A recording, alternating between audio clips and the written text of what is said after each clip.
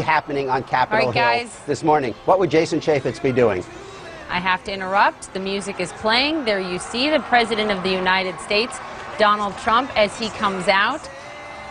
He will make remarks. Not clear exactly what he will say, but I would expect that he will likely address the CNN reporting that he's been tweeting about this morning. Let's just listen in to the President.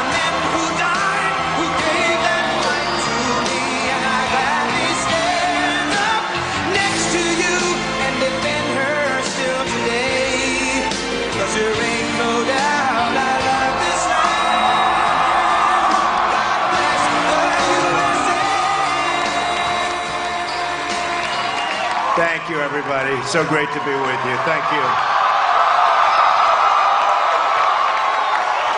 Great to be back at CPAC. It's a place I have really... I love this place. Love you people. So thank you. Thank you very much. First of all, I want to thank Matt Schlapp and his very, very incredible wife and boss, Mercedes, who have been fantastic friends and supporters, and so great when I watch them on television defending me. Nobody has a chance. So I want to thank Matt and Mercedes. And when Matt called and asked, I said, absolutely, I'll be there with you. I mean, the real reason I said it, I didn't want him to go against me, because that one you can't beat. So I said absolutely, and it really is an honor to be here. I wouldn't miss a chance to talk to my friends. These are my friends.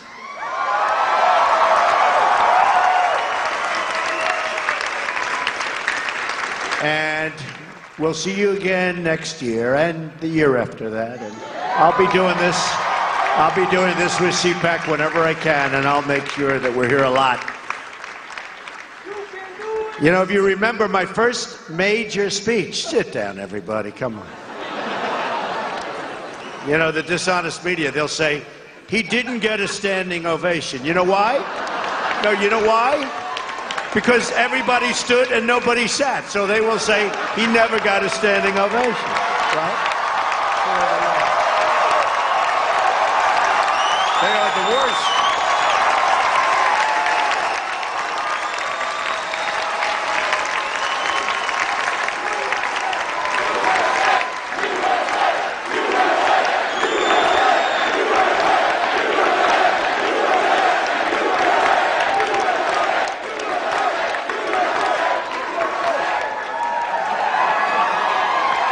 So, sit down.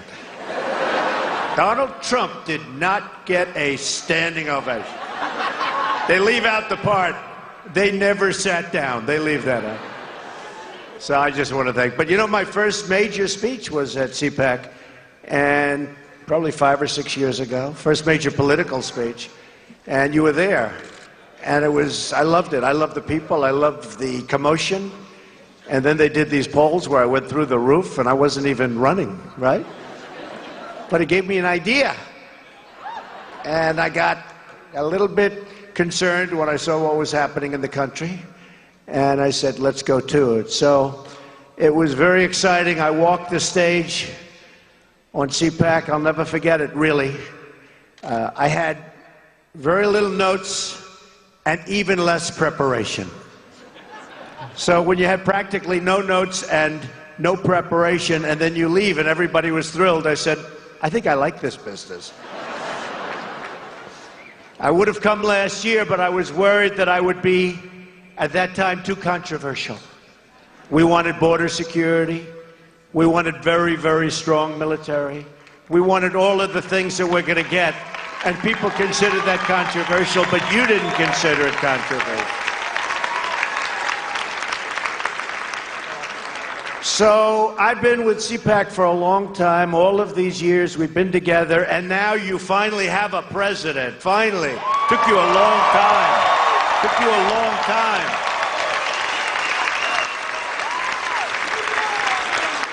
And it's patriots like you that made it happen, believe me. Believe me. You did it because you love your country, because you want a better future for your children, and because you want to make America great again.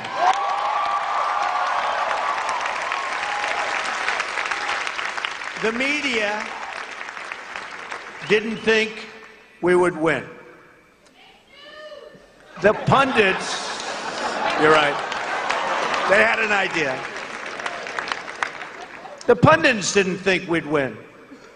The consultants that suck up all that money, oh, they suck it up, they're so good. They're not good at politics, but they're really good at sucking up people's money. Especially my opponents, because I kept them down to a minimum. But the consultants didn't think we would win. But they all underestimated the power of the people, you. And the people proved them totally wrong. And this is so true. And this is what's been happening. Never underestimate the people. Never. I don't think it'll ever happen again.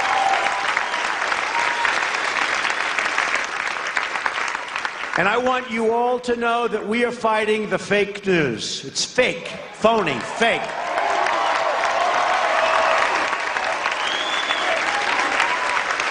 A few days ago, I called the fake news the enemy of the people, and they are. They are the enemy of the people. Because they have no sources, they just make them up when there are none. I saw one story recently where they said 9 people have confirmed. There are no 9 people. I don't believe there was 1 or 2 people. 9 people. And I said, give me a break, because I know the people. I know who they talk to. There were no 9 people, but they say 9 people. And somebody reads it and they think, oh, 9 people, they have 9 sources. They make up sources. They're very dishonest people. In fact, in covering my comments, the dishonest media did not explain that I called the fake news the enemy of the people, the fake news. They dropped off the word fake. And all of a sudden, the story became the media is the enemy. They take the word fake out. And now I'm saying, oh, no, this is no good. But that's the way they are.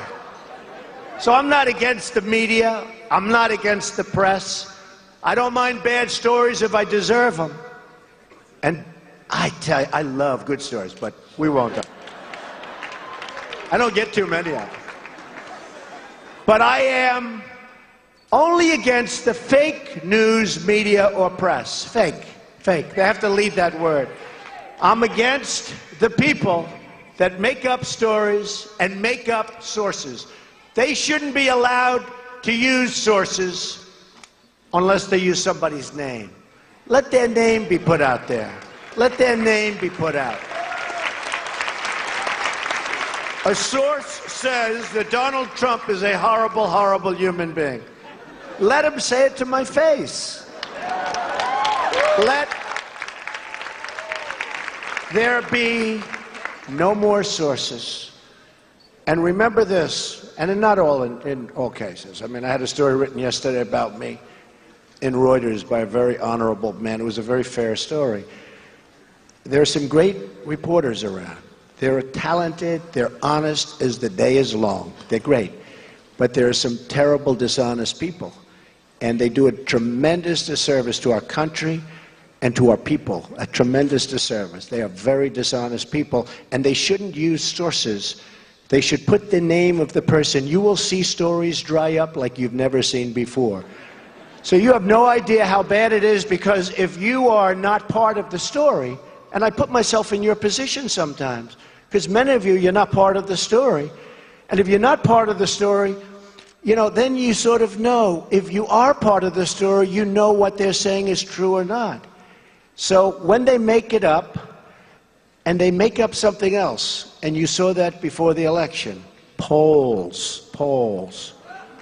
The polls. They come out with these polls, and everybody was so surprised. Actually, a couple of polls got it right. I must say, Los Angeles Times did a great job. Shocking, because, you know, they did a great job. And we had a couple of others that were right. But Generally speaking, I mean, I can tell you the network. Somebody said, a poll came out. And I say, what network is it? And they'll say a certain, let's not even mention names, right? Sure.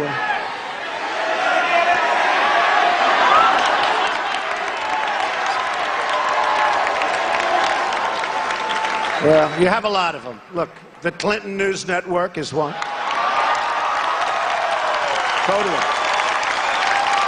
Take a look, honestly. Take a look at their polls over the last 2 years. Now, you'd think they'd fire the pollster, right? After years and years of getting battered. But I don't know. I mean, who knows? Maybe they're just bad at polling. Or maybe they're not legit. But it's one or the other. Look at how inaccurate. Look at CBS. Look at ABC also. Look at NBC. Take a look at some of these polls. They're so bad, so inaccurate. And what that does is it creates a false narrative. It creates like this narrative that's just like, we're not going to win. And people say, oh, I love Trump, but you know, I'm not feeling great today. He can't win, so I won't go and vote. I won't go and vote. It creates a whole false deal. And we have to fight it, folks. We have to fight it. They're very smart, they're very cunning, and they're very dishonest. So, just to conclude, I mean, it's a very sensitive topic, and they get upset when we expose their false stories. They say that we can't criticize their dishonest coverage because of the First Amendment. You know, they always bring up the First Amendment. And I love the First Amendment. Nobody loves it better than me. Nobody. I mean, who uses it more than I do? But the First Amendment gives all of us, it gives it to me, it gives it to you, it gives it to all Americans, the right to speak our minds freely. It gives you the right, and me the right, to criticize fake news and criticize it strongly.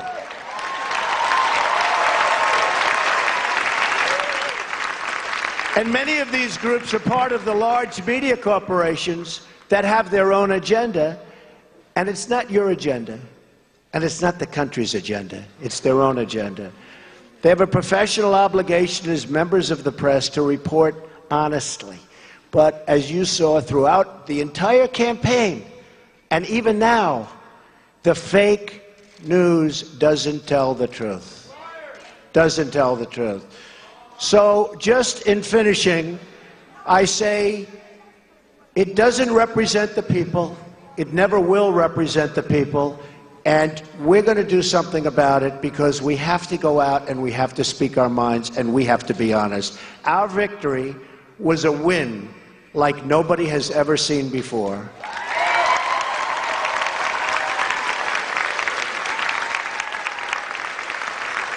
And I'm here fighting for you, and I will continue to fight for you. The victory and the win was something that really was dedicated to a country and people that believe in freedom, security, and the rule of law. Our victory was a victory and a win for conservative values.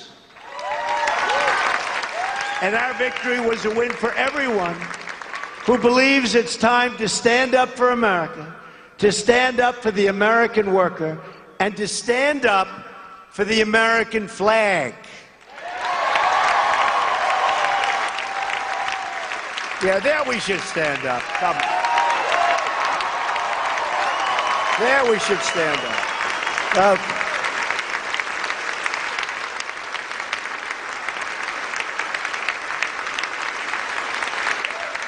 And by the way, we love our flag. And by the way, you folks are in here, the place is packed. There are lines that go back 6 blocks. And I tell you that because you won't read about it, okay? But there are lines that go back 6 blocks. There is such love in this country for everything we stand for. You saw that on Election Day. And you're going to see it more and more. So we're all part of this very historic movement, a movement the likes of which, actually, the world has never seen before. There's never been anything like this. There's been some movements, but there's never been anything like this. There's been some movements that petered out, like Bernie, petered out. But it was a little rigged against him, you know. Superdelegate, superdelegate. She had so many delegates before the thing even started. I actually said to my people, how does that happen? Not that I'm a fan of Bernie, but a lot of Bernie people voted for Trump. You know why? Because he's right on one issue, trade. He was right about trade. Our country is being absolutely devastated with bad trade deals. So he was right about that. But we got a lot of Bernie support. So actually, I like Bernie, okay? I like Bernie. But I'm here today to tell you what this movement means for the future of the Republican Party and for the future of America. First, we need to define what this great, great unprecedented movement is and what it actually represents. The core conviction of our movement is that we are a nation that put and will put its own citizens first.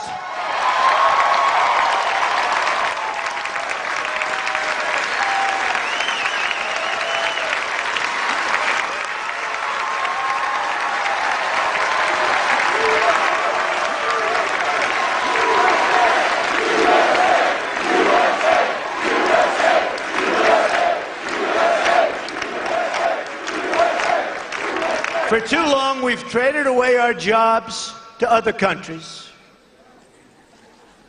So terrible. We've defended other nations' borders while leaving ours wide open. Anybody can come in.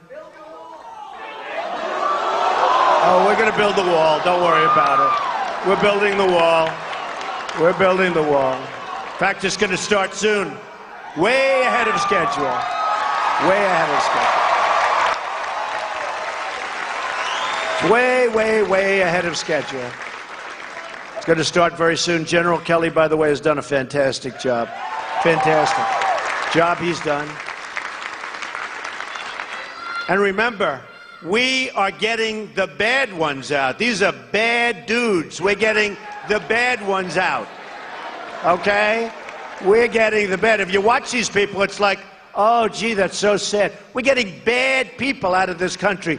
People that shouldn't be, whether it's drugs or murder or other things. We're getting bad ones out. Those are the ones they go first, and I said it from day one. Basically, all I've done is keep my promise.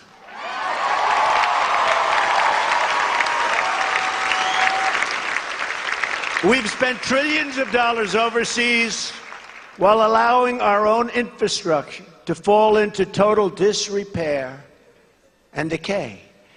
In the Middle East, we've spent, as of 4 weeks ago, $6 trillion. Think of it. And by the way, the Middle East is in what, I mean, it's not even close. It's in much worse shape than it was 15 years ago. If our presidents would have gone to the beach for 15 years, we would be in much better shape than we are right now. That I can tell you. Be a hell of a lot better. We could have rebuilt our country 3 times with that money. This is the situation that I inherited. I inherited a mess, believe me. We also inherited a failed healthcare law that threatens our medical system with absolute and total catastrophe.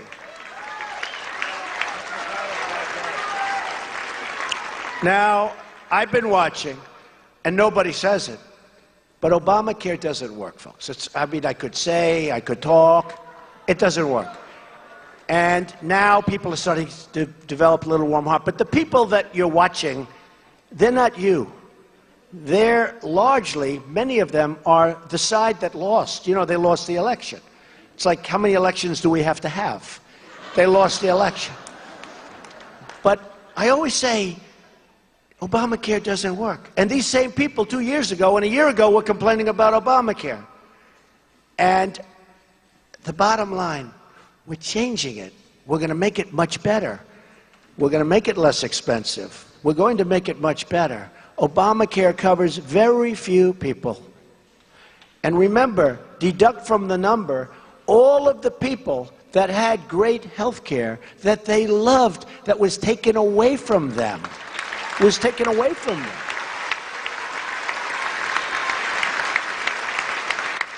Millions of people were very happy with their health care. They had their doctor, they had their plan. Remember the lie? 28 times. You can keep your doctor. You can keep your plan. Over and over and over again, you heard it. So, we're going to repeal and replace Obamacare.